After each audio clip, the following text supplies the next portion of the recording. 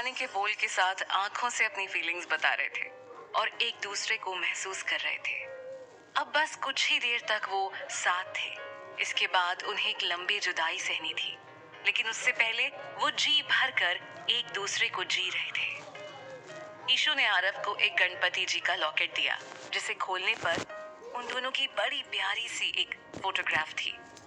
आरव ने भी उसे एक स्मार्ट वॉच दी, जिसमें अलार्म की जगह उसने अपनी आवाज में गाना रिकॉर्ड करके डाला हुआ था। दोनों एक दूसरे से प्रॉमिस लेते हैं कि वो कभी भी किसी नशे वाली चीज को यूज नहीं करेंगे। थोड़ी देर बाद सब अपने अपने घरों को निकल गए। जाने से पहले मिसेस आहूजा उन लोगों से मिली और नरगिस के किए के लिए उनसे माफी मांगी और वादा किया कि अगर आगे कभी भी उन्हें किसी भी तरह की मदद चाहिए हो तो वो उनका साथ जरूर देंगी।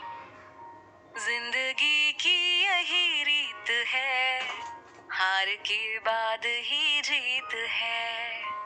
थोड़े आंसू है, थोड़ी हंसी, आज गम है तो कल है खुशी। जिंदगी की यही रीत है। कार में गाना बज रहा था और सब उदास होकर बैठे थे। आज वो हमेशा के लिए वापस जा रहे थे। इस जगह से उनका एक अलग जुड़ाव हो गया था। ढेर सारे दोस्त, ढेर सारी मस्ती, टीचर्स की डांट, सब कुछ उन्हें याद आ रहा था। ऐसे में उनका मूड सही करने के लिए मिस्टर मित्तल और मिस्टर शर्मा गाने लगे। जिंदगी रात भी है, सवेरा भी है जिंदगी। जिंदगी है सफर और बसेरा भी है जिंदगी। एक पल दर्द का गांव है, दूसरा सुख भरी छांव है। उनके साथ बाकी भी गुनगुनाने लगे। हर नए पल नया गीत है, जिंदगी की यही रीत है। गम का बादल जो छाए तो हम मुस्कुराते रहें, अपनी आंखों में आशाओं के दीप जलाते रहें। आज बिगड़े तो कल फिर बने, आज रूठे तो कल फिर मने। वक्त भी जैसे एक मीत है, जिंदगी की यही रीत है। हार के बाद ही जीत है। अब तक सबका मूड सही हो गया था, तो सब वापस मस्ती करने लगे। घर पहुंचकर उन लोगों ने अपना काम शुरू कर दिया। आरजू चुपचाप और उदास रहने लगी और बाकी सब उसका ख्याल रखने के बहाने घर के सारे नौकरों पर नजर रखे हुए थे। और जल्दी ही उन लोगों को पता लग गया कि दोनों घरों में कौन भरोसे का है और कौन नहीं। फिर रेहान ने देवकी जी के तानों से परेशान होने का नाटक करके कुछ कोर्सेज ज्वाइन किए, जिसकी उन्हें अपने मिशन में जरूरत थी। इसके अलावा आरजू और रेहान हर वक्त किसी न किसी बहाने आरब के साथ रहते और उसका मन लगाए रखते, जिससे उसे ईशू की कमी महसूस न हो। उन लोगों ने इंटर्नशिप के बहाने ऑफिस भी ज्वाइन कर लिया। कॉलेज में भी उन लोगों ने सना और नमन पर नजर रखनी शुरू कर दी। एक साल में ही उन लोगों के सारे जरूरत की इंफॉर्मेशन इकट्ठा हो चुके थे और अब उन्हें सिर्फ अपना प्लान इम्प्लीमेंट करना था। पुणे वापस आकर उन तीनों ने सबसे पहला काम किया उन लोगों का पता लगाने का जो उनके साथ रहते हुए भी उनके और देश के दुश्मनों के लिए काम कर रहे थे। फिर उनके सामने वो लोग वैसे बात करते या वैसे बिहेव करते जैसे वो उन लोगों को दिखाना चाहते थे। रेहान के 18वें जन्मदिन पर मिस्टर शर्मा का उसे रेवती जी और उनके होटल के बारे में बताना उसी प्लान का हिस्सा था। आपस में या फिर राठौर साहब से बात करने के लिए वो या तो कोड वर्ड्स का इस्तेमाल करते या फिर ईमेल के द्वारा बातें करते। उन्होंने कुछ ऐसी जगहें भी चुन रखी थी जहां नॉर्मली कोई उन पर शक नहीं करता, क्योंकि सबको पता था कि हमारे रेहान की गोलू उर्फ आरजू को चाट और गोलगप्पे कितने पसंद हैं। इसके अलावा रेहान और आरव ने कुछ कोर्सेज भी ज्वाइन कर लिए, जैसे कि एथिकल हैकिंग का। इसके इस्तेमाल से न सिर्फ उन्होंने अपने एम्प्लॉयज पर नजर रखी हुई थी, बल्कि साथ ही वो दुश्मनों की हरकतों और उनकी हर चाल पर नजर बनाए हुए थे। जब सब सेट हो गया तो एक दिन फिर से एक ड्रामा हुआ।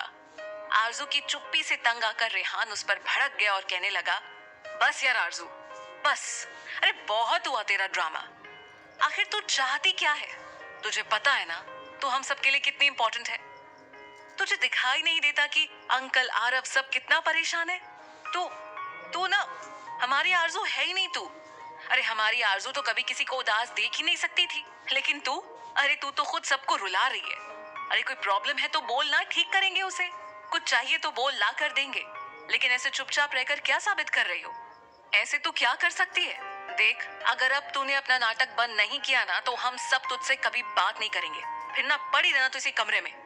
अपनी प्रॉब्लम, अपना गुस्सा तो निकाल दिया, लेकिन कभी सोचा है कि जिसके पास कोई नहीं होता उनका क्या? आप और हम सब बहुत लकी हैं।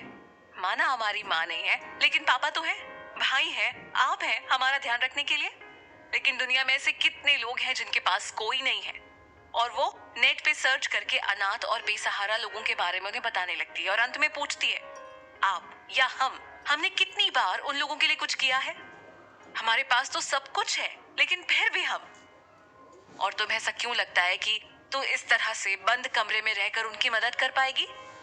मिस्टर शर्मा, जो इतनी देर से उसकी बातें सुन रहे थे, उन्होंने समझाया, बच्चे, इस तरह खुद को तकलीफ देकर आप कभी कुछ नहीं कर पाओगे। इसके लिए आपको बाहर निकलना पड़ेगा। पहले खुद को मजबूत बनाना पड़ेगा, तभी आप उन सब की मदद कर पाओगे। और फिर उन्होंने उन सबको एनजीओ और बाकी संगठनों के बारे में बताया, और ये भी कि वो लोग कैसे मदद कर सकते हैं। इस तरह उन लोगों ने एक बैकग्राउंड बनाया और नशे की गिरफ्त वाले जितने लोग थे और बेसहारा थे, उनकी मदद की। रिहान और आरव ने उसी कॉलेज में एडमिशन लिया जहाँ पे सना और नमन पढ़ने के नाम पर बच्चों को गलत रास्ते पर लेकर जाने की कोशिश कर रहे थे। वैसे भी उनके लिए पढ़ाई की कोई वैल्यू तो थी नहीं। आरजू ने भी उसी स्कूल में +2 के लिए एडमिशन लिया, जो उनका दूसरा ठिकाना था। यहाँ भी उन लोगों ने नशे के खिलाफ जागरूकता फैलाने के लिए काम किया और उन लोगों का और दूसरे स्टूडेंट्स का सपोर्ट भी किया। उनके फैमिली बिजनेस की वजह से मीडिया का भी उन्हें पूरा साथ मिल रहा था। उनके साथ मिलकर उन लोगों ने यहाँ पे भी स्टिंग ऑपरेशन के जरिए सेक्स रैकेट का भंडाफोड़ किया। इन ऑपरेशन में बचाई गई लड़कियों को मिसेस आहूजा का एनजीओ हेल्प करता था। इस तरह उन लोगों ने वहाँ भी ऐसे घटिया कामों पर एक तरह से कमी ला दी थी, लेकिन रोक नहीं लगा सके क्योंकि इन कामों में बहुत से ऊंची कॉलर वाले और लाल बत्ती वाले लोग शामिल थे। अपने धंधे में हो रही गिरावट को देखते हुए उन लोगों ने एक नया प्लान बनाया। पहला, अपना ज्यादा से ज्यादा फोकस विदेशी ग्राहकों पे रखने का। दूसरा, इन तीनों के बीच फूट डालकर उन्हें कमजोर करने का।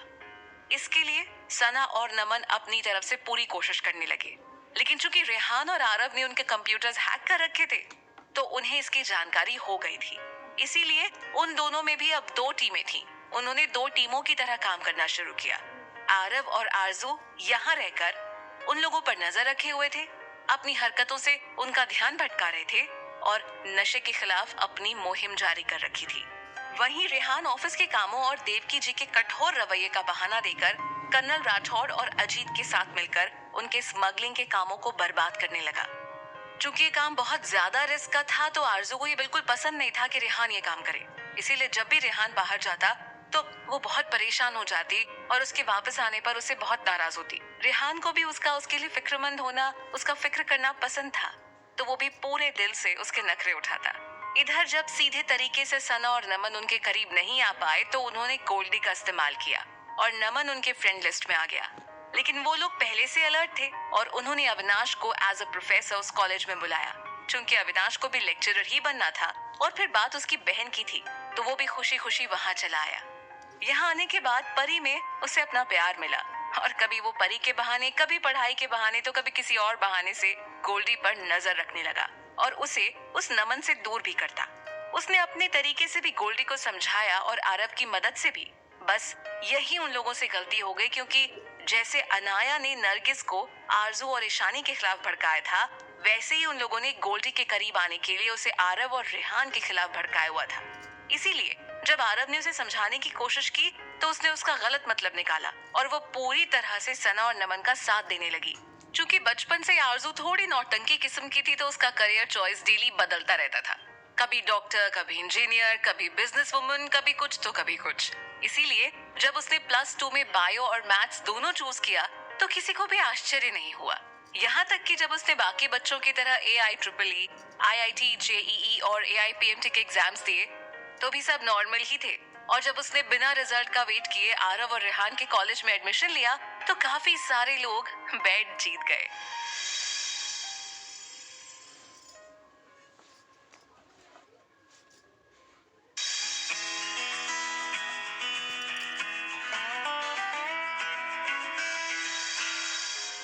इन सब के बीच उनकी मुलाकात सुरभि और सौरभ से हुई। ये उसी मिस्टर खुराना के बच्चे थे जिसे शंकर दीक्षित ने मार डाला था।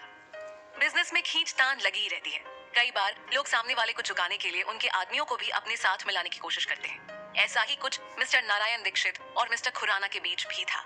मिस्टर खुराना ने नारायण जी को हराने के लिए शंकर दीक्षित को अपने साथ मिलाया था। लेकिन जल्दी ही उसे समझ में आ गया था कि उसने एक खोटे सिक्के पर दांव लगाया है।